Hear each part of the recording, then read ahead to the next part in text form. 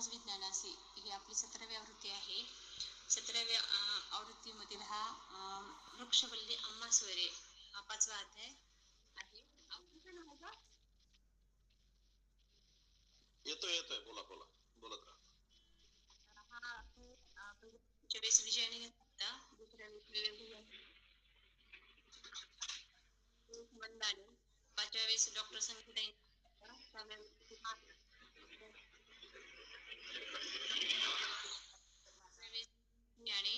9व्या वेळेस लता आडोनेने घेतला होता, 10व्या वेळेस मंगल लोंढेने घेतला होता.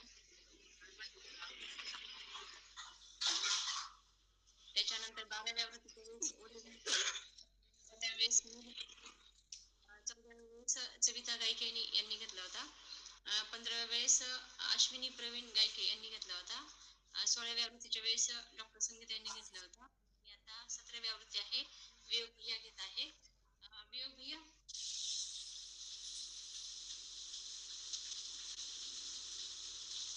जय हो गुरुजी की. सर्वांना प्रणाम. आपण दर रविवारी गंगाताईच्या पुढाकारातून, तिच्या प्रेरणेतून गुरुजींनी ज्ञान सांगेन सहज विज्ञानाशी हा जो एक सूत्र ग्रंथ लिहिलेला आहे, जो अध्यात्माच्या आणि विज्ञानाच्या दोन्ही चिंतनातून अध्यात्माच्या काही गुह्य वाटणारे संत वचने किंवा अध्यात्माची सूत्रे ही आजच्या सर्वमान्य असलेल्या विज्ञानांच्या सूत्रांशी पडताळून पाहिली असता ती कितपत खरी ठरतात, त्याचं कितपत समर्थन करता येतं, याचा गुरुजींनी एक प्रयोग केला.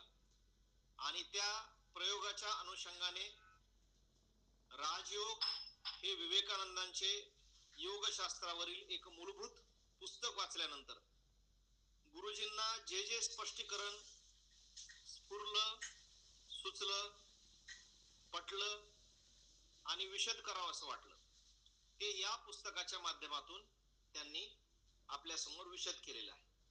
यामध्ये जे वेगवेगळे प्रकरण आहेत, त्या प्रकरणांमध्ये गुरुजींच्या अत्यंत जिव्हाळ्याचा विषय असलेल्या झाडा फुलांविषयी, पाना फुलांविषयी, वनस्पतीविषयी हे प्रकरण निगडीत आहे. आपल्या सर्वांनाच माहिती आहे की गुरुजींची अनेक तुम्ही छायाचित्र बघितले असतील, ज्याच्यामध्ये गुरुजी झाडांना पाणी देत आहेत. गुरुजींचं झाडांविषयीचं, वनस्पतीविषयीचं वेड जे आहे ते आपल्या सर्वांना माहिती आहे. एक वेळ अशी होती की गुरुजींना असं वाटायचं की शाळेच्या आवारामध्ये ही वनस्पती असली पाहिजे. आणि गुरुजी असं म्हणायचे की आपण झाडं कुठून आणून लावली नाहीत, तर आपली इच्छा झाली आणि त्या ठिकाणी तशी तशी झाडं उगवली.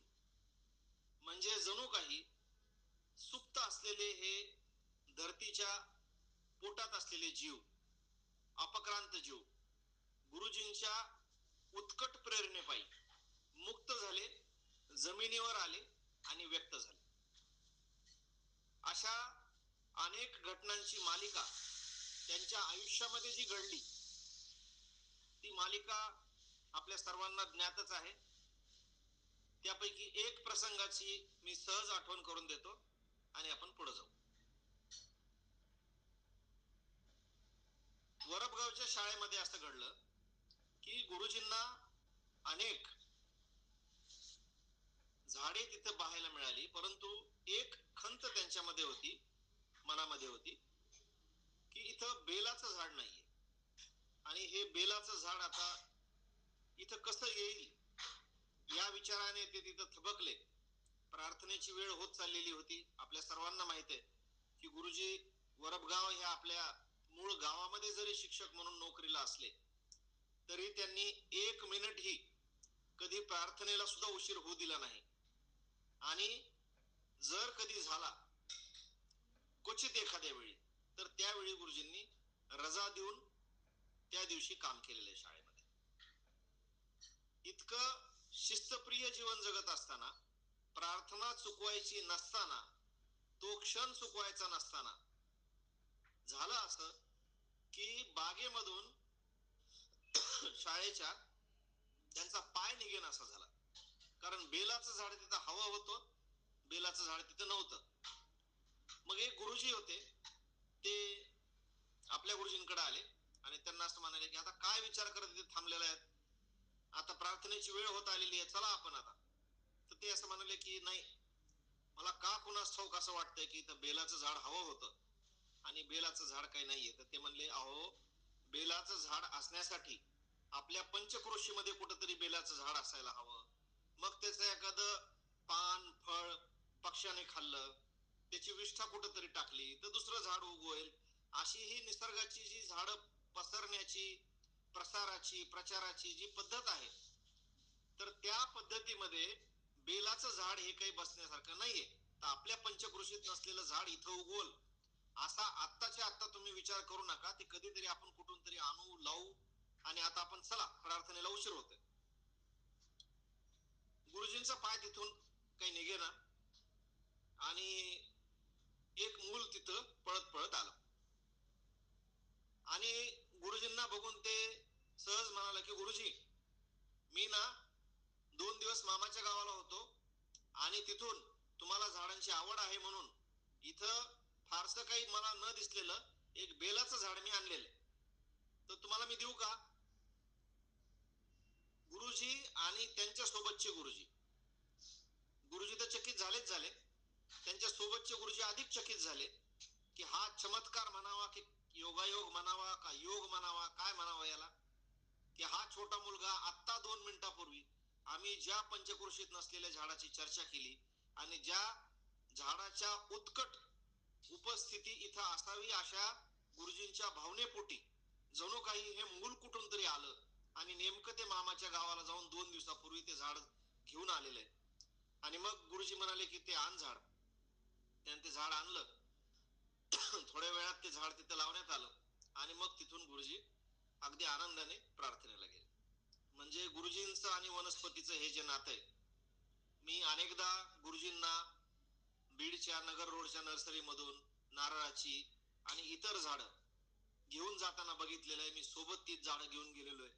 ती झाडं लावताना, गुरुजींची बाग लावताना प्रशांत वाघमारे आप्पा, विकास आप्पा हे ऍग्रिकल्चरचे विद्यार्थी आणि त्याच्यासोबत झाडांचं वेगवेगळं विश्लेषण करत ती झाडं लावत असतानाचा गुरुजींचा आनंद, ती झाडं वाढवतानाचा गुरुजींचा आनंद, कोरोना मधल्या सारख्या काळामध्ये सुद्धा झाडांमध्ये, वनस्पतींमध्ये गुरुजींचा लागलेला जीव, या सगळ्या गोष्टी ज्या आहेत त्या आम्ही प्रत्यक्षात बघितलेल्या आहेत. आणि वनस्पतींच्या सानिध्यामध्ये गुरुजी किती आनंदी असायचे हेही मी बघितलेलं आहे. आम्ही महाविद्यालयामध्ये लावलेली जी घनवन होतं, त्या घनवनाजवळ जाऊन गुरुजी उभे राहिले. मी उत्सुकतेपोटी त्यांना ते दाखवलं आणि त्या घनवनाकडे बघून गुरुजी असं म्हणाले की मी अनेक झाडं बघितले, पण ही हसरी झाडं आहेत. म्हणजे झाडांचं हसणं जणू काही फक्त गुरुजी बघू शकतात. आणि ते म्हणाले की हे झाडं नुसती म्हणजे पोचलेली नाहीयेत, पाण्यावर पोचलेली नाहीत. गुरुजींचं वाक्य असं होतं की ही झाडे फक्त पाण्यावर पोचलेली नाहीयेत, ती प्रेमावर पोचलेली झाड.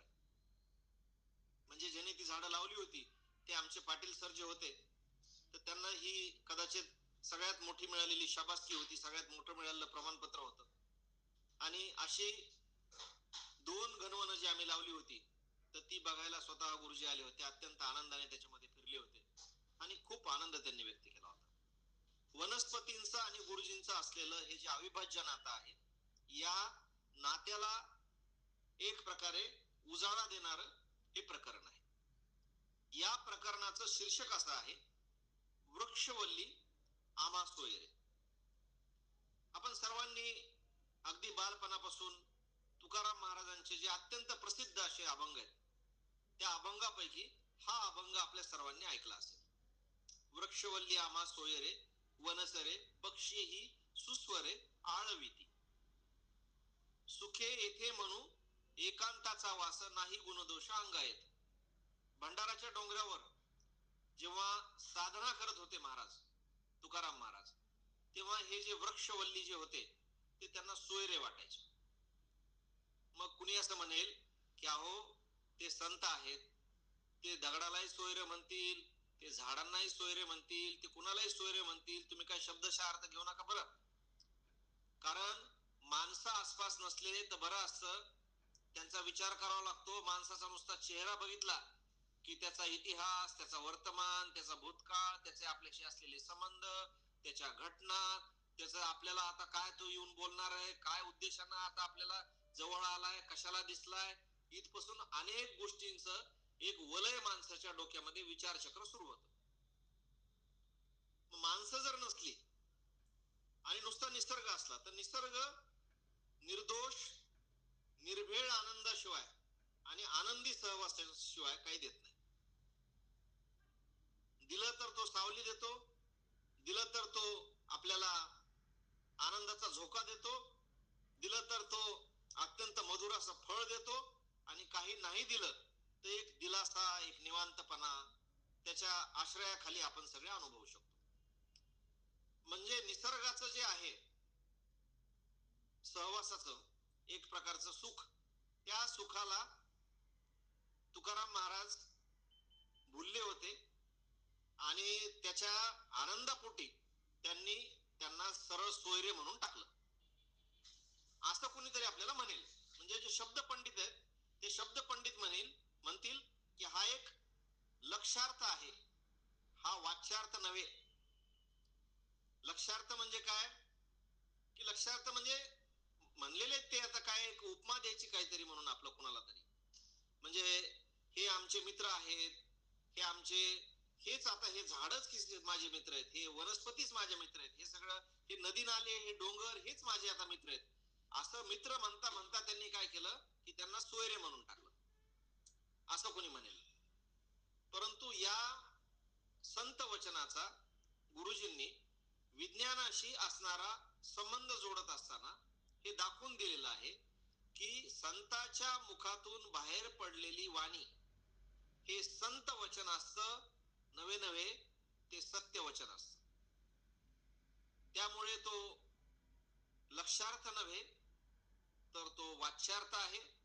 शब्दशः खरी असलेली वाणी आहे, त्रिकाला बाधित सत्य आहे.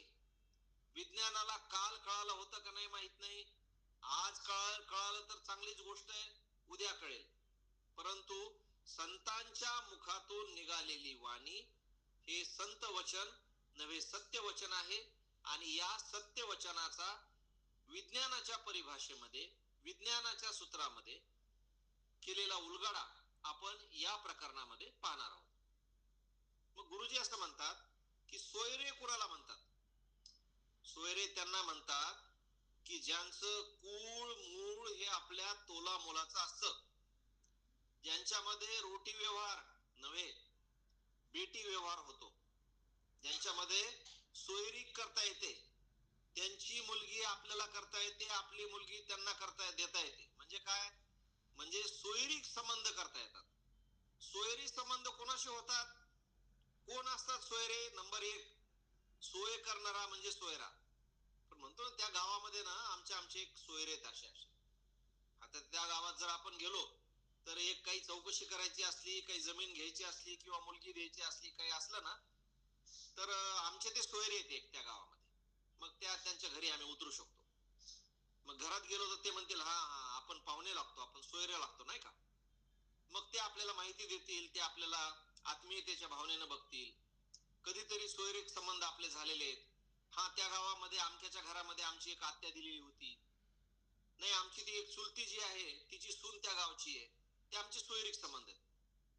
आणि सोयरीक संबंध काय करतात की माणसाला आत्मीयता निर्माण करतात. उगीच आत्मीयता निर्माण असते त्यांच्याबद्दल, एक एक उगीच आपुलकीची भावना असते की आपल्याला आपल्यासाठी थोडी झळ ते सहन करतील. आपलं खाणं पिणं असेल, आपलं राहणं असेल, आपली छोटीशी काय अडचण असेल त्या गावामधली ते सोडवतील.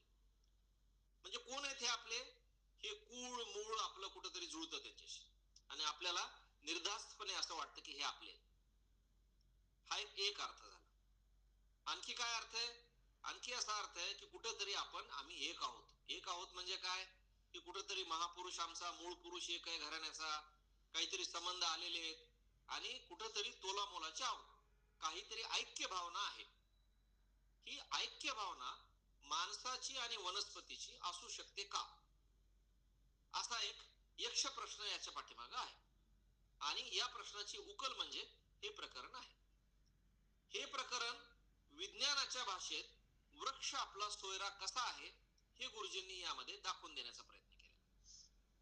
सप्रयोग हे सिद्ध केलेलं आहे की संतांचं वचन हे म्हणजे जसं असं गमतीने असं म्हणतात की लता मंगेशकर ही सर्दी असल्या झाल्यावर जरी गायली तरी ती इतरांपेक्षा सुंदरच गाईल. म्हणजे तिच्या तोंडातून निघलेलं कसंही गाणं हे मधुर गाणंच निघेल. तसं संतांच्या मुखातून रामकृष्ण परमहंस असं म्हणायचे की 12 वर्ष ज्याच्या मुखातून कधी असत्य निघलं नाही त्याच्या तोंडातून जे निघल ते सत्य असेल. आई त्याला असत्य बोलूच द्यायची नाही असं जे ठाकूर म्हणायचे, तसे कायम विठ्ठल विठ्ठल करणारे आपलं घरदार, पत्नी, आपला व्यवसाय, आपली मुलं या सगळ्यांपेक्षा मोठं काहीतरी आहे असं भक्तीचं मर्म सापडलेले आणि आम्हा घरी शब्दांचीच रत्ने म्हणजे हे असं शब्द भंडार जे आहे या शब्द भंडारांचे आपसुकपणे प्रेरणेने मालक झालेले तुकाराम महाराज त्यांच्या तोंडून जर शब्द बाहेर पडत असतील तर वेदांचा तो अर्थ आमासीची ठावा येरांनी व्हावा भार माथा असं जे बिनदिक्कतपणे बोलू शकतात, जे म्हणजे काळाचेही माथी आम्ही पाय देऊ शकतो अशा प्रकारची भक्तीची एक प्रकारची महत्तेची भावना ज्यांच्या मनामध्ये विठ्ठलाने निर्माण केलेली आहे आणि तो देव आणि आम्ही वेगळे नव्हत अशा प्रकारचं अभिन्नत्व ज्यांच्यामध्ये आलेलं आहे ते तुकाराम महाराज त्या संत तुकारामांच्या मुखातून कुठलीही वाणी असत्य येणार नाही, ती सत्यच असेल हा भाव मनी धरून गुरुजींनी जे विज्ञान चिंतन केलं त्या विज्ञान चिंतनातून जे सत्य बाहेर आलं त्याचं विश्लेषण म्हणजे हे प्रकरण आहे. काय आहे या प्रकरणामध्ये? या प्रकरणामध्ये गुरुजी असं म्हणतात की एखाद्या उच्च महात्म्याच्या डोक्यातून असलेला भ्रमिष्ट विचार असं जर कोणी हसत हसत त्याला म्हटलं तर इतका हलक्यात घेऊ नका, असं ते नसतं. गांभीर्याने विचार करा की कशा प्रकारे वनस्पती हे आपले सोयरे, मग सोयऱ्यात काय बरं एक एक काय गुणधर्म असला पाहिजे सोयऱ्यांचा? सोयऱ्यांचा गुणधर्म असा असला पाहिजे की मूळ पुरुष कुठेतरी जुळला पाहिजे, हो ना, मूळ कुठेतरी जुळलं पाहिजे. आजच्या भाषेमध्ये डीएनए कुठेतरी जुळला पाहिजे, हा ना, आरएनए डीएनए हे कुठेतरी जुळले पाहिजे. मग जुळतात का ते डीएनए? आहे का काही संबंध असा?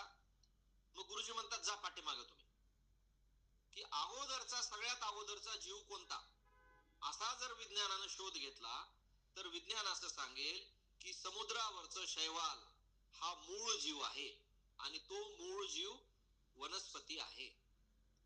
या वनस्पतीच्या मूळ जीवानंतर उत्क्रांत होऊन अनेक जीव निर्माण झाले. त्या अनेक जीवांपैकी अत्यंत उत्क्रांत असलेला जीव म्हणजे मनुष्य. आणि कुठलीही वनस्पती म्हणजे एक अपक्रांत जीव होय, ज्याची पूर्ण उत्क्रांती झालेली नाही असा अपक्रांत जीव म्हणजे वनस्पती आहे. मग असं म्हणत असताना जर कुणी हसलं आणि असं म्हणालं की मनुष्य हा बोलू शकतो, मनुष्य ऐकू शकतो, मनुष्य प्रतिसाद देऊ शकतो, मनुष्यावर आघात होऊ शकतो, मनुष्याला भूक लागते, मनुष्याला तहान लागते, मनुष्य हा चलनवलन करतो, मनुष्य हा आपली प्रजा वाढवण्याचा प्रयत्न करतो, मनुष्य पुनरुत्पादनाचा प्रयत्न करतो, मनुष्य आपलं घराणं वाढवण्याचा प्रयत्न करतो. मग हे सगळं करतं का वनस्पती? असा जर कोणी प्रश्न विचारला तर गुरुजी असं म्हणतात की हे सगळं सगळं सगळं वनस्पती करते. वनस्पतीला जीव आहे आणि वनस्पतीवर संगीताचे परिणाम होतात हे आता शास्त्रज्ञांनी सिद्ध केलेलं आहे. जगदीश चंद्र बोसांचं नाव आपण शाळेपासून ऐकत आलेलो आहोत. त्यांनी प्रयोग केले, वनस्पतींवर प्रयोग केले, आणि वनस्पतींवर प्रयोग केल्यानंतर वनस्पतींवर संगीताचे परिणाम होतात. नाही, संगीताचे परिणाम होतात आम्हाला नाही कळालं. आम्हाला कसं कळेल संगीताचे परिणाम झाले त्यांच्यावर? ते आनंदी होतात शास्त्रीय संगीताने, बासरीच्या आवाजाने. गोड मधुर गाणं असलं, शांत गाणं असलं तर ते आनंदाने डोलतात. एखादं जर कर्कश म्युझिक असलं, कर्कश संगीत, एखादा डीजे लावला तर ते घाबरतात. त्यांच्या सुद्धा मनामध्ये धडधड निर्माण होते. जसं डीजे लावल्यानंतर एखादा ज्याचं हायपर टेन्शन झालेलं ज्या माणसाला, तो जर बाजूने गेला तर त्याचं हृदय धडधडायला लागतं. आपण मरतो का काय असं त्याला भीती वाटायला लागते. छातीमध्ये कोणीतरी बुक्क्या मारतंय असं वाटायला लागतं. असं वनस्पतींना वाटतं.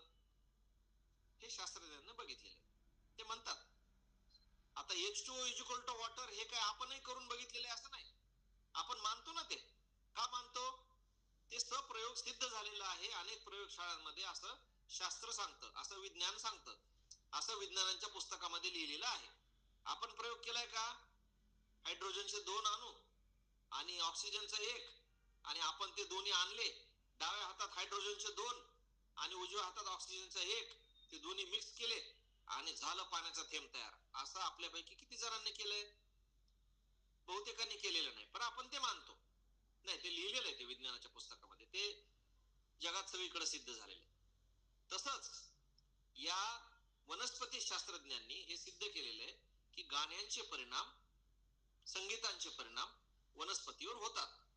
अगदी अलीकडं मी असं वाचलं की कोकणामध्ये देवराया जेव्हा निर्माण करतात, त्या देवरायांमध्ये झाड लावत असताना शास्त्रोक्त मंत्रोच्चार करून, विधी करून ते झाडं लावले जातात आणि त्याच्यावर संस्कार केले जातात. जसा आपला बारशाचा संस्कार असतो, बाळ जन्मल्यानंतर आपण त्याचं नाव ठेवतो, आणि हे छोटे छोटे संस्कारांनी आपण ते मूल वाढवण्याचा प्रयत्न करतो. अनेक संस्कार आहेत हिंदू धर्मामध्ये, नामकरण संस्कार आहे, असेच अनेक संस्कार आहेत. तर तशा प्रकारचे संस्कार करून झाडं लावणे ही देवराईमध्ये पद्धत आहे. कारण तिथं असं समजलं जातं की झाडं हे जीव आहेत आणि त्यांना अशा पद्धतीने लावल्यानंतर, त्यांचं रोपण केल्यानंतर ते अत्यंत आनंदाने वाढतात. जगातला मला असं वाटत नाही की कोणता मानव असेल किंवा जीव असेल की ज्याला सन्मान दिला, ज्याच्या अस्तित्वाला इज्जत दिली. जे गुरुजी फार द्यायचे प्रत्येकाला, फार फार द्यायचे, इतकी द्यायचे की त्या माणसाला असं वाटायचं की जगातला मी फारच महत्वाचा माणूस आहे. गुरुजी इतकी किंमत देतात मला म्हणजे काय, माझं इतकं कौतुक करतात गुणांचं म्हणजे काय, म्हणजे माझ्यामध्ये विशेष काहीतरी असलं पाहिजे. मग जर झाडांना जर किंमत दिली, त्यांना जर विशेषत्वाने काहीतरी जपण्याचा प्रयत्न केला, संस्कार देण्याचा प्रयत्न केला. नामकरण करतो का हो झाडाचं? करतात लोक, झाडांचं नामकरण पण करतात. मी सुद्धा केलेले झाडांचे नामकरण, ओशोनं पण केलेले झाडांचे नामकरण. आणि झाडांजवळ जाणे, त्या नावाने हाक मारणे, त्याला प्रेमाने स्पर्श करणे नव्हे, त्याला प्रेमाने मिठी मारणे, या गोष्टीने आनंद होतो का झाडाला? हे नाही कळायचं तुम्हाला, मलाही नाही कळायचं. वाटतं तसं, पण आपल्याला नक्की होतो, हे मी अनुभवलेलं. खूप आनंद होतो आपल्याला. जणू काही ते एखादा निरपेक्ष मित्र, जो कधीच तुमच्याकडून स्वार्थाची अपेक्षा करणार नाही आणि तुम्ही त्याच्यासाठी काही केलं नाही म्हणून तो तुम्हाला विसरणार नाही. कायम तुम्हाला सावली देत राहील, फळं देत राहील, पानं देत राहील, फांद्या देत राहील, जळण्यासाठी लाकूड देत राहील. तुम्ही त्याच्या फांद्या छाटल्या तरी सुद्धा. इतका निरपेक्ष मित्र असल्याची भाव तुमच्या मनामध्ये निर्माण होतील. तुम्हाला त्या झाडाला पाणी घालताना, बागेला पाणी घालताना, शेताला पाणी घालताना 1 तास कसा गेला, 2 तास कसे गेले हे अजिबात कळणार नाही. नाही, ते बोलतं का तुम्हाला? हा, बोलतं. त्याच्या आसपास असलेलं गाजर गवत असेल, तण असेल, सांगतं ते उपटायला आपल्याला. का बरं उपटतो आपण? कोण सांगितलं? कोण तिथं सांगितलंय का आपल्याला की तिथं तण उगवलंय एक आणि ते उपटावं लागतंय जाऊन म्हणून? पण उपटतो ना आपण, म्हणजे कुणीतरी आपल्याला अव्यक्त पद्धतीने ते सांगत असतं की हे उपटायचंय. कशामुळं? ह्याला जपायचंय. का जपायचंय? ती आत्मीयता निर्माण झालेली. कुणाविषयी असते आत्मीयता? सोयऱ्याविषयी असते, जवळच्यांविषयी असते, ज्याच्याविषयी सोयरीक निर्माण झालेली आहे, सोयरेपणाची भावना निर्माण झाली, आत्मीयता निर्माण झाली, एकत्वाची भावना निर्माण झालेली आहे, जवळीक निर्माण झालेली आहे. कशाची? मनाची. कुठंतरी संवेदनशीलता त्याची ना आपली जुळले, ते तार जुळले, स्पंदन एक झालेत. त्याच्यासाठी करतो आपण, हो ना. त्याच्या अडचणी दूर करतो. कोणाच्याही अडचणी दूर करत नाही आपण. रस्त्याने आपल्या बाजूने जाणाऱ्या माणसाच्या अडचणी दूर करायला आपण बांधील नाही, असं गुरुजी म्हणायचे. पण आपल्या समोर मांडी घालून बसलेल्याच्या अडचणी दूर करायला आपण बांधील आहोत. तसं आपण लावलेली झाडं, आपले असलेली झाडं, आपले असलेले वृक्ष, ज्याला आपण सोयरे म्हणतो, त्याच्या अडचणी दूर करतो ना आपण, करतो. बर, याच्या विरोधामध्ये आता उलट जर घेतलं तर झाडं दुर्लक्ष केल्यानंतर खराब होतात का? जळतात का? नाराज होतात का? फळं कमी करतात का? नष्ट होतात का? तर हेही सिद्ध झाले की असंही होतं. मी मागे एकदा असं वाचलं होतं की झाडांशी बोलणारा एक माणूस, जसं पॉडकास्ट मी बघितलं होतं, आणि त्याला विचारलं की कसं काय तुम्ही झाडांशी बोलता, कोणी सांगितलं तुम्हाला? तर तो म्हणाला की हो, बोलतात मला झाड. मी एका बागेमध्ये गेलो होतो आणि त्या बागेला पूर्वी खूप फुलं फळं वगैरे यायची आणि ते खूप कमी झालं, ते बंदच झालं ते जवळपास. घरातले लोक परेशान झाले की असं का बरं झालं. त्यांनी मला बोलवलं आणि ते म्हणले की जरा बोला बरं यांच्याशी. आणि मी त्यांच्याशी बोललो तर ते आम्हाला असं म्हणाले की पूर्वी एक मूल इथे यायचं आणि ते ह्या बागेमध्ये खूप खेळायचं. आम्हाला खूप आनंद वाटायचा आणि आम्ही त्याच्यासाठी फळांची निर्मिती करायचो, फुलांची खूप भरभरून आम्ही द्यायचो. आणि ते मुलगा आता इथं नाही येत, ते आता कुठं गेलं शिकायला काही कळालं नाही ते आता, पण आता ते येत नाही. आणि आम्हाला त्याची खूप सवय होती, खूप आनंद व्हायचा आम्हाला.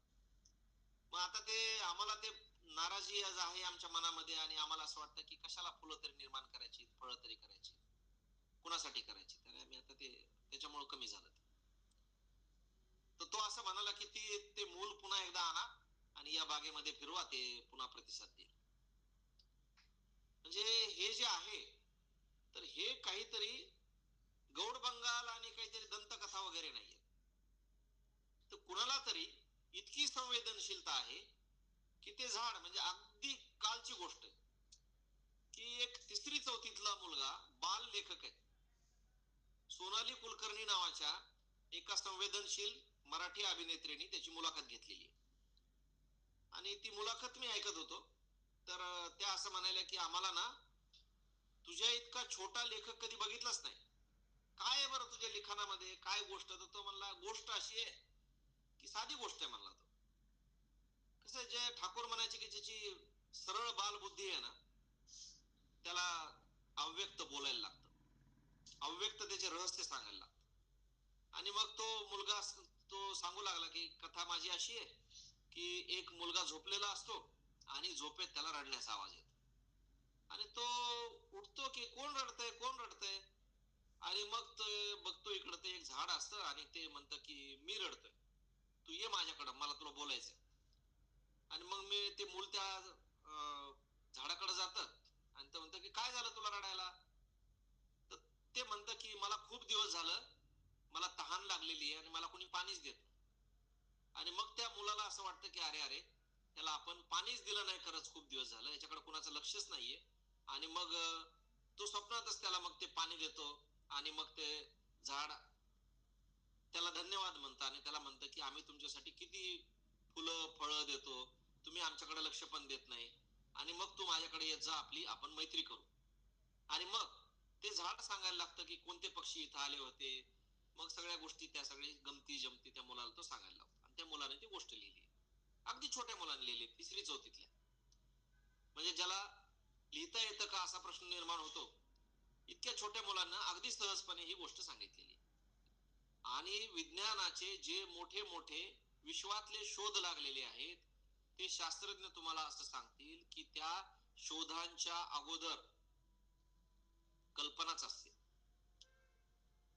मनामध्ये कल्पना निर्माण होते की असं होऊ शकतं का. राईट बंधूला अशी कल्पना निर्माण झाली होती की पक्षासारखं माणसाला उडता येईल का, आणि मग विमान निर्माण झालं. कल्पना मनामध्ये जे विश्वात शक्यच नाही अशी येतच नाही असं शास्त्रज्ञ सांगतील.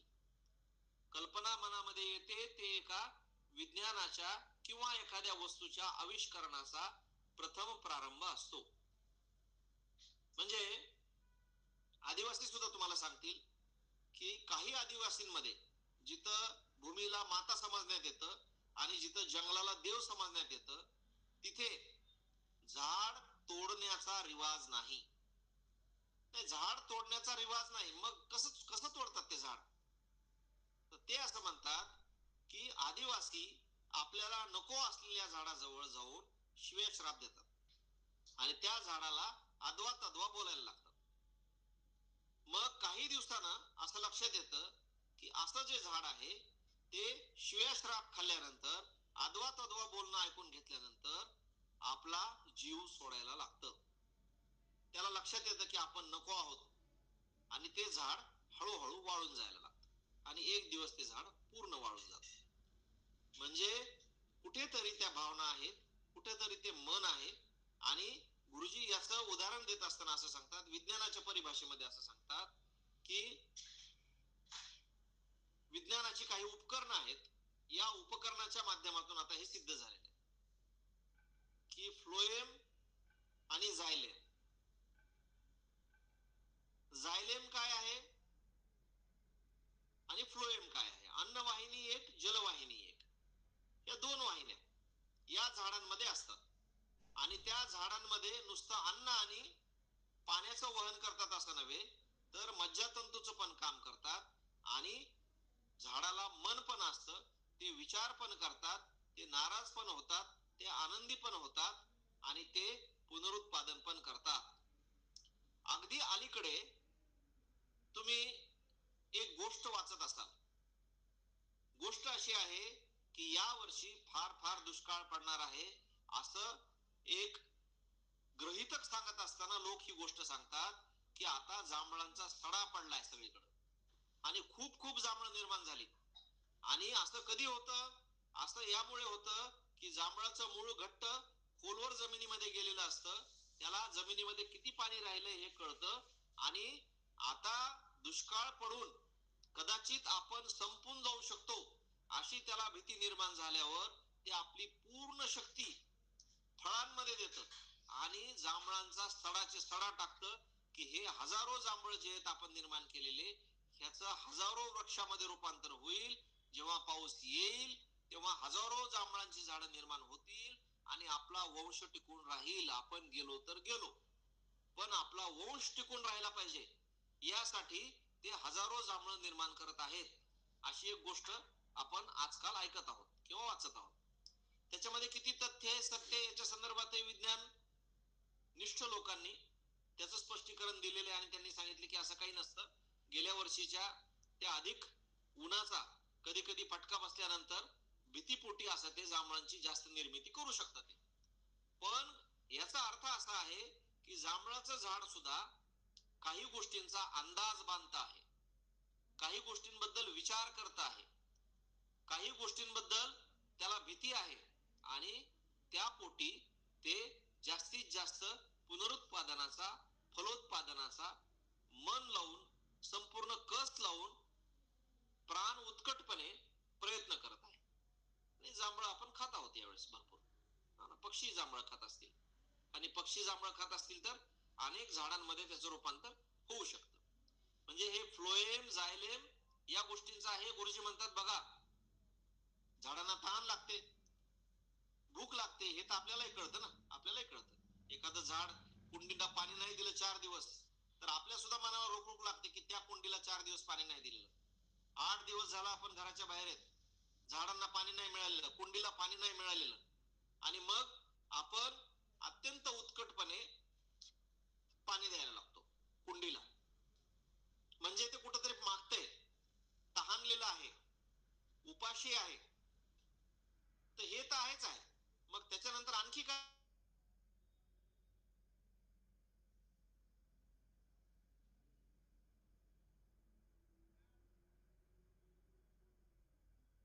पुनरुत्पादन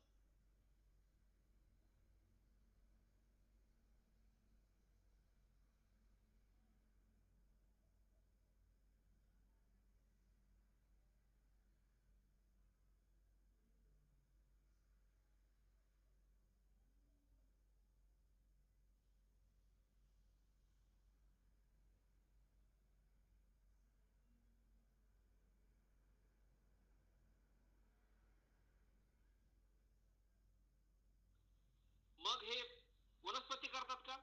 हा, वनस्पतींची सुद्धा अतिशय छान अशी सुंदर अशी फुलं असतात, गोड असा गंध असतो त्यांना. नाही नाही, पण ते कुणाला आकर्षित करतात? ते अनेक दुसरी झाडं जवळ येतात का काय त्यांच्या? नाही, झाडं नाही जवळ येत त्यांच्या. पण कुणीतरी त्यांना निसर्गातलं, मग ते फुलपाखरू असेल, मधमाशी असेल, कुणीतरी असं आहे की ते स्त्री केसर आणि पुंकेसर याच्यामध्ये मिलन व्हावं यासाठी त्यांना मदत करतात. आणि ते मदत केल्यानंतर त्याच्यामधून नवीन प्रजातीची झाडाची निर्मिती होण्यासाठी ते त्याला मदत करतात. त्या फुलांचं फळांमध्ये रूपांतर होतं, फळांचं बीजामध्ये रूपांतर होतं आणि बीजामधून नवीन वृक्षांची निर्मिती होते. म्हणजे पुनरुत्पादनासाठी वृक्ष प्रयत्न करतात का? हो, करतात. असे यामधून हे दिसून येतं. ते त्यासाठी आतुर असतात त्या काळामध्ये, हेही दिसून येतं. ते झोपतात का? आपल्याकडं एक पद्धत आहे बघा, रात्री आपण कधी फळं तोडत नाही झाडाची. अंधार पडल्यानंतर आपली आजी सांगेल आपल्याला, आपली आई सांगेल आपल्याला की झोपलेलं आहे झाड रे, रात्री रात्री फळ तोडू नये, रात्री हात लावू नये, झोपलेलं आहे ते. ते खरंच झोपलेलं आहे का? पण ते कशावरून झोपलेलं आहे ते? बरं, का बरं ह्या जुन्या लोकांना कळालं की हे झोपलेलं आहे म्हणून? काहीतरी अनुभव, काहीतरी संवेदना, काहीतरी असेल ना ते झालेलं, की जेणेकरून त्यांना खात्री पटलेली की अंधार पडतो आणि सगळी सृष्टी झोपते. मनुष्य वगळता असं म्हणू आपण. मनुष्य जागतो 12-1 पर्यंत. आता तर 2-2 वाजेपर्यंत जागणारी एक पिढी निर्माण व्हायला लागलेली. त्यांना 11-12 म्हणजे काही काही वाटत नाही ते. परंतु जसा अंधार पडेल, सूर्य जसा मावळेल, तसं या पृथ्वीवरच्या सृष्टीने झोपलं पाहिजे. असा निसर्गाचा जो एक प्रघात आहे. विनोबा 8:30ला झोपी जायचे. भारताचा पंतप्रधान आला तरी ते उठत नसायचे ते. 8:30ला झोपले म्हणजे झोपले. तर त्या पद्धतीने झाडं सुद्धा झोपतात आणि सकाळी ती झाडं एक नवीन तरतरीने, नवीन पक्ष्यांसोबत, पक्ष्यांच्या आवाजासोबत एक सृष्टी जागी होते आणि उगवत्या सूर्यासोबत ती सृष्टी फुललेली आपण पाहतो. म्हणजे रात्री कसं झोपलं कसं म्हणाल तुम्ही? आता फुल कोंबसते ना रात्री, उमलतंय कधी? उमलतंय सकाळी. त्या कमळाच्या पाकळीमध्ये फुलावर जर एखादा भुंगा असला तर तो सुद्धा झोपतो त्या मिटलेल्या पाकळ्यांमध्ये, असं म्हणतात. आणि सकाळी ते कमळ जेव्हा उमलतं पुन्हा एकदा, तेव्हा तो बाहेर पडतो. म्हणजे ते झोपतं ते आता. हा, झोपतंय म्हणजे त्याला तहान लागते हेही सिद्ध झालंय. हा, त्याला झोप लागते हेही सिद्ध झालंय. ते पुनरुत्पादन करतं हेही सिद्ध झालंय. म्हणजे त्याला मन असलं पाहिजे. मन कसं असतं? ते लाजाळूचं झाड आहे ना, टच मी नॉट. लाजाळूच्या झाडावरून हात फिरवला रे फिरवला की ते आपलं पानं मिटून घेतं. म्हणजे त्याला आहे काहीतरी संवेदना आहे. त्याला संवेदना आहे का? आहे. वेदना आहेत का? वेदना नाहीत. आम्हाला नाही कळत वेदना आहेत का नाही. ते झाड खुडल्यावर, मोडल्यावर त्याला किती वेदना होतात ते आम्हाला नाही माहित, ते समजत नाही आम्हाला. पण डोळ्यानं दिसतंय ना की संवेदना आहेत. कशा कशा संवेदना आहेत? त्या लाजाळूच्या फुलावरून हात फिरवला त्या पानावरून की ते आपलं ते लाजतात, ते लगेच पानं मिटून घेतात. थोड्या वेळानं पुन्हा उमलतात. लहान मुलं नाही का अशा त्या लाजाळूच्या झाडांवर असा हात फिरवत पळतात आणि ती जादू बघतात ते की कसं ते पान मिटून घेतात. म्हणजे संवेदना आहे हे सिद्ध झालेलं आहे. आणखी काय सिद्ध झालंय? बरब्यांची गोष्ट गुरुजी सांगायची की परमहंस योगानंद एकदा बरबँक नावाचा, गुरुजी त्याला ऋषीच म्हणायचे, जे प्राणपणाने उत्कटतेने एकाग्र होऊन एखाद्या गोष्टीवर संपूर्ण प्रयोग करण्यासाठी आपलं संपूर्ण हयात, संपूर्ण आयुष्य तन मन धनाने समर्पित करतात, गुरुजी त्यांना ऋषी म्हणतात. मग बरबँक हा जो वनस्पती शास्त्रज्ञ होता, त्या वनस्पती शास्त्रज्ञाला सुद्धा गुरुजींनी ऋषी म्हटलेलं. आणि तो त्याच्या आश्रमामध्ये त्याची जी प्रयोगभूमी होती त्या प्रयोगभूमीमध्ये परमहंस योगानंद गेले. त्यांना अत्यंत प्रेमाने तिथलं ते निवडुंग दाखवताना ते असं म्हणाले की काटेरी निवडुंग होतं हे, आता ही बिनकाट्याची एक नवीन प्रजाती निर्माण झालेली आहे. कशी निर्माण झाली? प्रयोगशाळेमध्ये मी घेऊन गेलो, त्याच्यावर एक केमिकल टाकलं आणि त्याच्यामध्ये या जेनेटिक मध्ये ते जेनेटिक, याच्यामध्ये या डीएनए मध्ये तो आरएनए, असं सगळे प्रयोग केले आणि ते काटे काढून टाकले. असं झालं का? नाही नाही, असं नाही झालं म्हणाले. केलं काय मग? तर तो असं म्हणाला की ह्या काटेरी निवडुंगाचा स्पर्श झाला की ह्याचा काटा टोचायचा, आणि ज्याला काटा टोचायचा त्याला दुःख व्हायचं. मग मी रोज त्याच्या जवळ बसून एक प्रयोग केला आणि मी त्याला असं म्हणालो त्याच्या भाषेमध्ये, किंवा गुरुजींनी आम्हाला सांगितलेलं आहे त्या भाषेमध्ये, की बा निवडुंगा, तुझ्या काट्यांनी आम्हाला त्रास होतो, हानी होते, आम्ही आहत होतो. यापेक्षा आपण जर मित्र असू आणि तू संरक्षणासाठी धारण केलेले हे काटे, जर तुला असं वाटत असेल की आम्ही तुझे मित्र असून तुझ्या संरक्षणासाठी सज्ज असल्यामुळे तुला धारण करण्याची गरज नाही, तर तू या काट्यांचा त्याग करावा, अशी आमची विनंती आहे. आणि ते असं म्हणाले की काही दिवसांनी त्याने त्या काट्यांचा त्याग केला.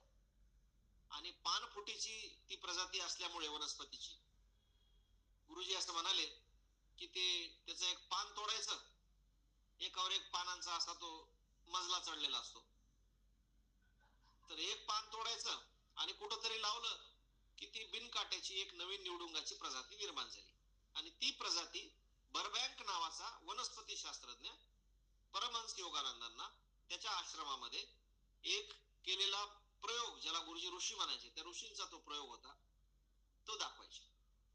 याचा अर्थ असा की कुठेतरी झाडामध्ये माणसाचं म्हणणं ऐकून घेण्याची,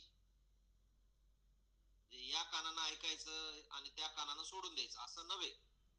नुसतं गुरुजी म्हणायचे नुसतं ऐकून नाही घ्यायचं, ऐकावं पण लागतंय. तर तो त्यानं ऐकलं, त्यानं ते नुसतं कानामध्ये नाही मनामध्ये घेतलं ते, आणि त्याने स्वतःच्या मूळ प्रजातीमध्ये बदल घडून आणण्याची एक मोठी क्रांती केली, मोठा धाडसी निर्णय घेतला म्हणावं लागेल आपल्याला. म्हणजे आपल्याला त्याला मन आहे हे पण मान्य करावं लागेल. नुसतं मन आहे नाही, ठाम निर्णय घेण्याचं निश्चयी मन आहे असं म्हणावं लागेल आपल्याला. आणि निश्चयी मनाने त्यानं काय केलं की स्वतःच्या प्रजातीमध्ये बदल केला आणि एक नवीन प्रजाती जन्माला आली.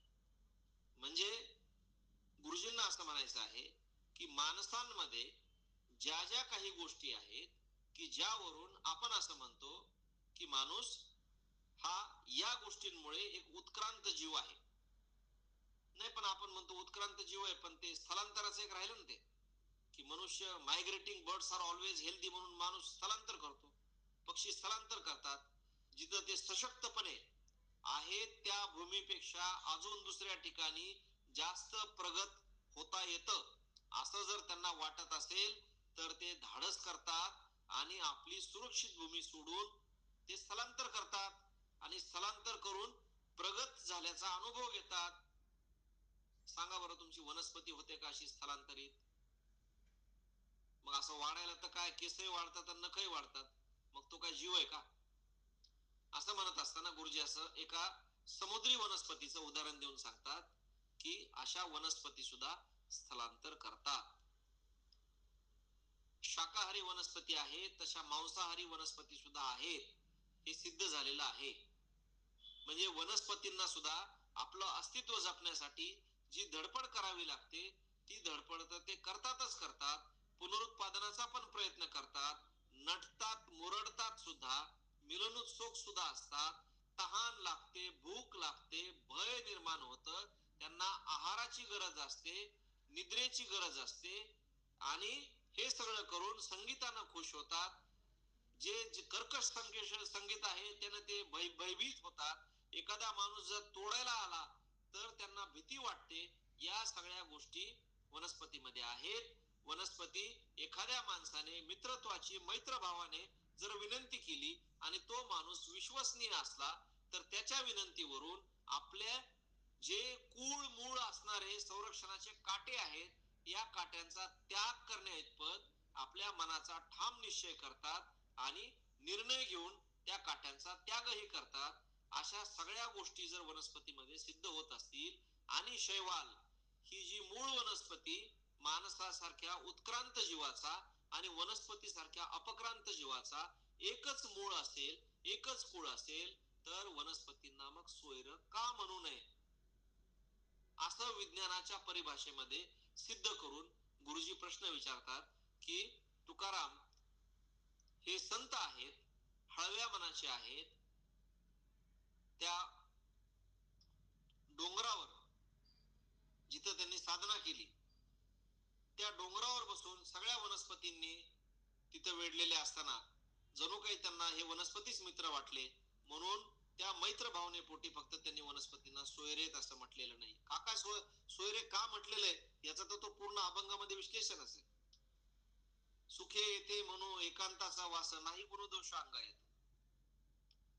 म्हणजे कशासाठी काय काय कसे कसे जास्त उपयोगाचे आहेत माणसांपेक्षा.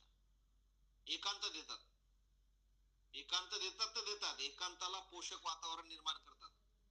ज्ञानेश्वरीमध्ये 6व्या अध्यायात कशा जागी ध्यान केलं पाहिजे, कोणती जागा असली पाहिजे, कशी असली पाहिजे याचं वर्णन करताना माऊली सांगतात की सुंदर अशा वनस्पती लता वेलींनी वेढलेली जागा असली पाहिजे, भयग्रस्त नसावी, पाणी असलं तरी जुळजुळ वाहणारं पाणी असावं, मधुर आवाज आला पाहिजे त्याचा. त्याला आता सायकॅट्रिक सांगतात की सुदिंग नॉईज, पाण्याचा सुंदर असा झुळझुळ असा आवाज आला तर माणसाच्या मनाला छान वाटतं.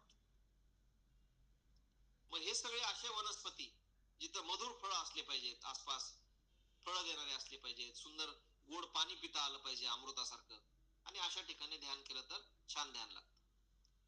का बरं असं, का का असावं असं? त्याचं कारण असं आहे की हे सगळे सोयरे आहेत. हे आजूबाजूला कोण आहे सोयरे, कोण आहे? सोय करतं ते, असं आपण त्याची व्याख्या करू शकतो. झाडं माणसाची सगळी सोय करतात. माणसाला ते पाऊस देतात, माणसाला ते फळ देतात. पाणी पाणी देतात का? देतंय ना नारळाचं ना, श्रीफळ पाणी देतं ना माणसाला, अमृतासारखं पाणी देतं, गोड पाणी देतं, तांब्या भरून पाणी देतं. म्हणजे पाणी देतं, फळही देतं, छाया देतं, आनंद देतं, सुंदर सुंदर फूल देतं, आणि एवढं सगळं देऊन तुमच्याशी ते सोय करतं तुमची. म्हणजे सोय करणारा सोयरा. आणि कूळ मूळ माणसाची सगळी लक्षणं, मनुष्य प्राण्यासारख्या उत्क्रांत प्राण्यामध्ये असलेली लक्षणं, ही सगळ्या प्रकारे सुप्त अर्थामध्ये जर नीट बघितलं, शास्त्रीय पद्धतीनं बघितलं, विज्ञानाच्या परिभाषेमध्ये त्याचं विश्लेषण केलं, शास्त्रज्ञाच्या दृष्टीने जर वृक्षाकडे बघितलं, तर हे लक्षात येईल की हे आपले सोयरेच आहेत. आपले एकत्वाची भावना ही त्यांच्यामध्ये दिसून येते, आणि ते आपले नुसते अनेक वर्षांपासूनचे सोबती नव्हे तर खऱ्या अर्थाने आपले सोयरे आहेत. म्हणून वृक्षवल्ली आम्हा सोयरी वनचरी पक्षी ही सुस्वरे आळविती, असा जो मूळ अत्यंत गोड अभंग आहे तुकाराम महाराजांचा, तर तो केवळ लक्षार्थाने नव्हे, म्हणजे उगी म्हणायचा म्हणून म्हणलेला नव्हे, एका हळव्या संत वाणीतून ते आलेलं एक प्रकारचं कवित्व आहे असं नव्हे, तर त्याच्यामध्ये एक गूढ असा आणि अतिशय, म्हणजे ज्याला काय म्हणू आपण, सप्रमाण सिद्ध केलेला एक सत्य आणि विज्ञाननिष्ठ असा सिद्धांत आहे. तो सिद्धांत गुरुजींनी या प्रकरणामध्ये विशद केलेला आहे. मूळ गोष्ट अशी आहे की संत वचन ही सत्य वचने आहेत, आणि त्यामध्ये विज्ञानाच्या दृष्टिकोनातून जरी त्याचं परीक्षण केलं स्वच्छ भावनेनं, म्हणजे ते काय धार्मिक बिर्मिक आम्हाला सांगू नका गाड्या, उगा ते विज्ञानाचं काय तेवढं सांगा असं म्हणलं तर ते जमणार नाही. दोन्ही बाजूनी जर स्वच्छ मनाने कुणी विश्लेषण केलं तर विज्ञान आणि अध्यात्म हे विरुद्ध तर नाहीतच नाहीत, परंतु संतांनी जी वाणी म्हटलेली आहे ती विज्ञानाच्या परिभाषेमध्ये सुद्धा संतवाणी आणि सत्यवाणी ही एकच एक आहे. विज्ञानाची सुद्धा परिभाषा त्याच्यामध्ये तंतोतंत लागू पडते. हे गुरुजींनी अनेक प्रकरणांमध्ये ज्या पद्धतीने सिद्ध करण्याचा प्रयत्न केलेला आहे ते अत्यंत सोपं, आणि वारंवार ज्याची यथार्थता झाडांच्या प्रती ज्यांना ज्यांना प्रेम आहे, आणि कुठलाही योगी असा नाहीये की ज्याला झाडाविषयी प्रेम नसतं. असतं. फक्त गुरुजी झाडांच्या सानिध्यात राहत होते असं नाही. जो कोणी ध्यान करतो, जो कोणी योगी आहे, जो कोणी ईश्वराचा भक्त आहे, तो पाना म्हणजे उगीच ठाकूर पंचवटी लावून बसत नाही.